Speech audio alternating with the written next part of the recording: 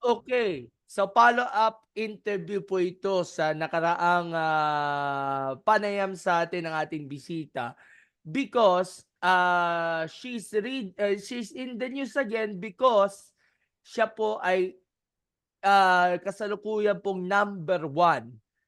Yes, number one sa women's division ng, Asia Pacific Paddle Tour rankings, and I referring to Attorney Jessica Aga once again. Attorney, welcome back to Sports Corner PH. Salamat sa oras. Hi Gab, good afternoon. Thank you for inviting me again. Salamat. Oo, at, kaya nga pinabalik ko si Attorney Jess sa ating programa because, we're glad to announce, although last Monday pa na nilabas yung rankings, you're now officially number one in the Asia Pacific Paddle Tour ranking. So, nung nakita niyo dun sa website na nilabas na ikaw ay from number 2, well, sabihin natin from number 10, now number 2, and then tumaas ka pa at narating mo ang top spot, ano yung reaction niyo, Attorney Jess? Masayang-masaya Gab kasi I mean, syempre ito po yung goal natin ever since sumali po nung unang Asia Pacific Paddle Tour, but hindi ko po inakalang maaabot po ng ganito din po kaaga. So masayang-masaya po sa naging resulta. Opo. Oo, at from, sabi natin from number 2 over 10 to 2, now number 1. And, malaking factor nitong, pagkakairang mo bilang na number 1 sa Asia Pacific, it's because of your silver medal finish diyan po sa Bali, Indonesia. Kasama Yes. niyo pa si Maria Mayoral Estrada. Ang, nakaharap niyo sa finals yung isang taga Kazakhstan, Albina Kabibulina, sorry sa pronunciation. Yes, tama. At, Tama, tama. at sa taga-Portugal na si Constanza Cocorelis. Ang Oh. score dito 3-6, 3-6 in favor of Kazakhstan and, Portugal, bets. And of course kayo ni, Maria ay, nanalo po ng silver medal. So, take us through dito sa competition na yun sa women's doubles. Paano mo pinaghandaan nito? Dahil of course, ibang-iba siya compared dun sa mga previous tournaments. Lumi-level up na yung competition sa women's doubles, and nakikita mo personally na ito nga, darating panahon na makarating mo na yung, top 1 spot na yun sa Asia Pacific. Opo. Mas nag-focus din po ako sa mga training ko po, sa Manila Paddle Club. Mas naging actually porsigido din po mag-training after din po nung panalo sa Phuket Open, kaya po nag-number 2 before nung Bali. And nung nakita ko din po yung mga kasali sa Bali, nakita ko po madaming malakas din. Yung partner ko po na Indonesian nung Phuket Open, kasali din po siya with her sister nung Bali. So nag-focus din po talaga sa tournament bago po sumali kasi ayun nga po madami pong magaling na kasali dito. Madami din pong magaling na nakalaban bago po nakarating sa finals. Yung first round po naka-bye po kami, pero yung unang laro po namin from Russia po na magaling na player na dati din pong tennis player, and then yung partner niya po from France na top 10 din po, I think number 8 po ata siya ngayon. Yun po yung una naming nakalaban. Tapos po yung semifinals namin po na napanalo namin bago mag-finals, nakalaban po namin top players din po, national team ng Indonesia. Which natalo po ako sa kanila, sa Vietnam po, sa semifinals po dun. Kaya masaya din po ako na nakapanalo na din po kalaban sila nitong Bali Open. And then nung finals po, magaling po talaga yung dalawang kalaban. Although may mga chances po kami, ayun po, natalo po kami sa kanila. Pero masayang-masaya po na nag-finals at nakarating po sa number 1 ranking. Ayun po. Okay. And, can you describe nga pala kung gaano kainit itong competition during Bali dahil, most of the mga pairs ninyo, karamihan first time na maka-join dun sa, APPT, yung iba naman, nakalaban niyo before in the previous, tournaments like yung sa Hong Kong, sa Manila, and the rest? Yes, actually po ito pong Bali Open ang pinakamadaming sumali po sa Asia Pacific Paddle Tour. More than 250 players po ang kasali, overall po sa men's and women's category po, amateur and professional. Madami po talaga ang sumali dito compared sa ibang APPT tournaments. Kaya ayun po, medyo challenging po yung tournament na yun pero naging okay naman po overall. Madami din pong Pinoy na sumali both sa men's and women's din po. So masaya po yung tournament and very, very challenging din po. And even yung kapatid niyo si Noel and si Attorney Agra, your dad is also competing din sa Bali during that time? Si dad ko po hindi po nakasali, pero yung kapatid ko po si Noel, sumali din po siya sa amateur category. Nakaabot po siya ng quarterfinal sa mix ng amateur po. So yes po, sumali din po siya.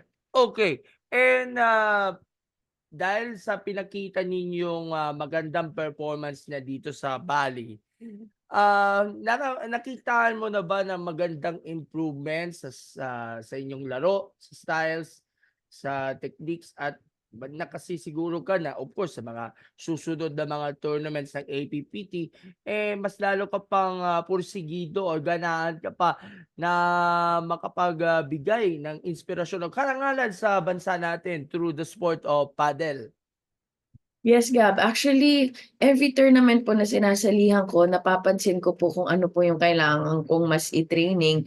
And every tournament po, ang dami po akong natututunan. And yun po yung tinatrabaho ko every time nagte-training ako. So masaya po na even after yung pagkatalo po namin sa finals dito sa Bali, pagkatapos nag-training po agad at I worked on yung mga skills na kailangan pa. Ayun po, excited po ako sa coming months kasi I think po, I'm not sure po kung sasali po ako sa susunod na APPT. Tinignan ko po yung schedule ng International Paddle Federation, which is yung goal ko po talagang tour na masalihan. Baka po subukan ko na pong mas yun ang i-focus ko po ito pong second half ng taon. So Okay. ayun po, training po.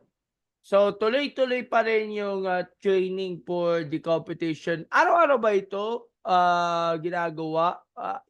Ilang beses ba sa isang araw yung regular trainings, pag-conditioning, and of course yung mga routines? Kung minsan niya, magkasama kayo ni Noel, ni Atty. Yes. Al sa paglalaro at sa scrimmages. Yes po, at least 5 times a week po ako naglalaro ngayon, nagte-training po at least 3 times a week. And yun nga po yung binanggit niyo, si Noel po and daddy po namin, kalaro po namin every Sunday. Nagte-training din po kami and naglalaro para since bonding na rin po at the same time as well as nagte-training. So ayun po. Okay, for context nga pala, si Miss Jessica, ang ating number 1 na player ng ating Asia Pacific Paddle Pool, is already earning the accumulated points of 2,980. 2,980. Tapos, yung dalawa pang top 2 niya, si Patricia Garcia, and of course si Cocorelis. Constancia Cocorelis ng Portugal yung top 2 and top 3. At may ilan pa tayong mga Pinoy paddle players na nakarating either sa top 50, top 100 ng nasabing competition. Hindi natin babanggitin isa-isa sa dami nga ng mga miyembro na naglaro nga ng ating Philippine Paddle Team and of course iba't ibang mga grupo na naglaro nga dito sa APPD Tour. Okay. So, ang priority ngayon, Attorney Jess, is to compete sa mga iba pang competitions on the second half of the year starting this July. So, ano yung tinitignan ninyo mga competitions sa ngayon? Kasi nabanggit mo kanina, meron kang mga tournaments na kailangan mong i-prioritize to or i-concentrate na para pagandaan mo mas maaba. Opo.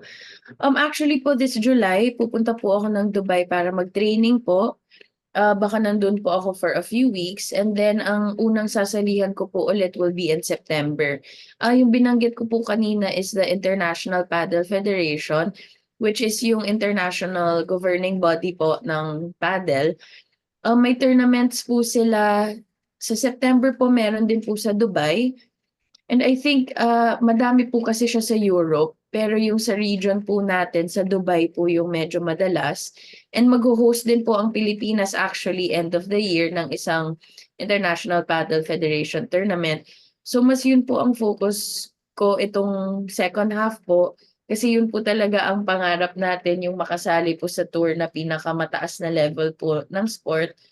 So baka dun po ang maging focus ko the coming months. Hindi ko po sure kung kailan po ulit ako sasali ng APPT. Pero ayun po, mas magte-training po para makasali na po sa International Paddle Federation po.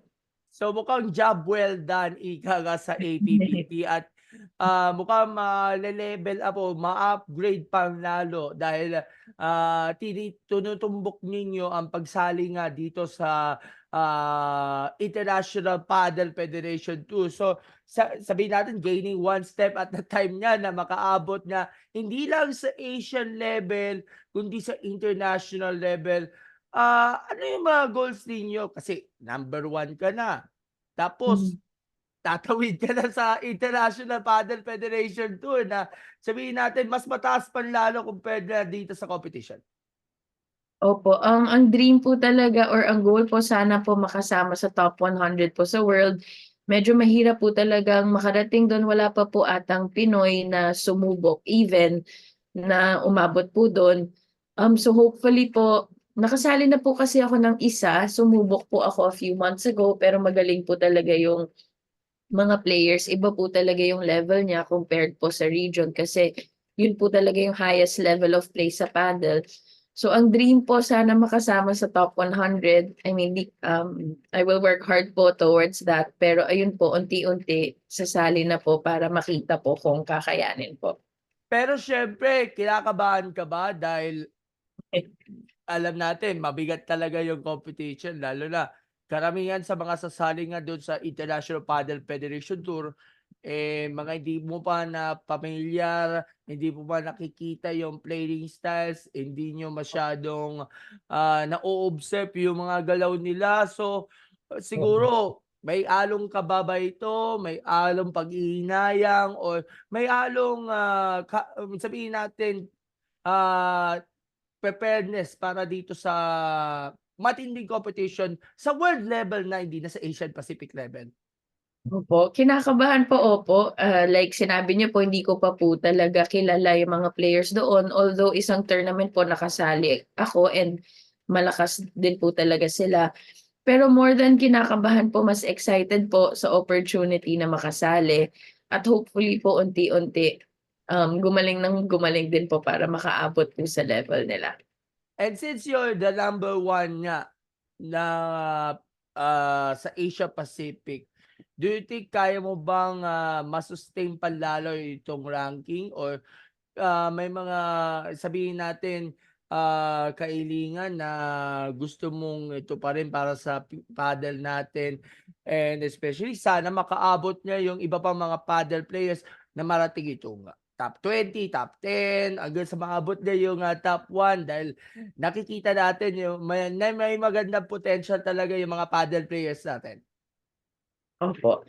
In terms po sa to keep the number 1 spot po, ayun nga po, since ang magiging focus ko po yung International Paddle Federation, baka din po after the next one, or I'm not sure po, depende po sa kung sino mananalo and yung points po, kasi dikit-dikit din po ang mga puntos ng nasa top 5. Hindi ko po pa sigurado talaga sa plano kung ang goal pa po is to keep it, kasi like sinabi po ninyo kanina, gusto po sumubok mag-level up and to see kung kaya din po dun sa international level. So baka since yung focus po mapunta dun sa International Paddle Federation, I think mag-iiba po din siguro dito sa Asia Pacific Paddle Tour po. Okay, lastly, alam ko may mga bata nga na gusto makapanood itong interview natin na matutong mag-paddle.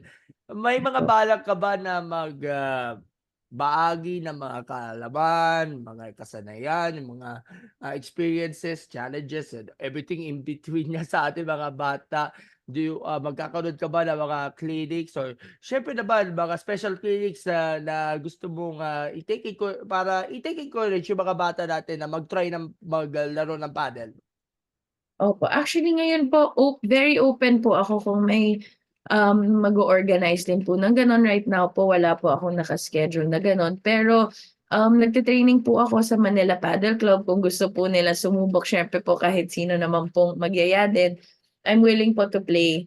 And siyempre po para mas madami din pong maka-try ng sport, open po ako talaga to see, to do clinics kung meron pong mag-o-organize din. Pero ayun po, sa mga gustong sumubok puwede po sila pumunta sa Manila Paddle Club kung saan po ako naglalaro. O di kaya mag-message ka na lang sa FB, sa Opo, IG, or opo. kahit sa anong mga social media handles niya ni Attorney Jessica. And willing naman sumagot si Attorney Jessica sa inyong Yes mga po. katanungan o kahit mga sagot sa mga tanong na gusto niyong tanungin o i-explore kung ano yung paddle, kung ano mga strokes na ginagamit, kung ano mga techniques na ginagamit, kung ano mga equipment na ginamit, so on so forth.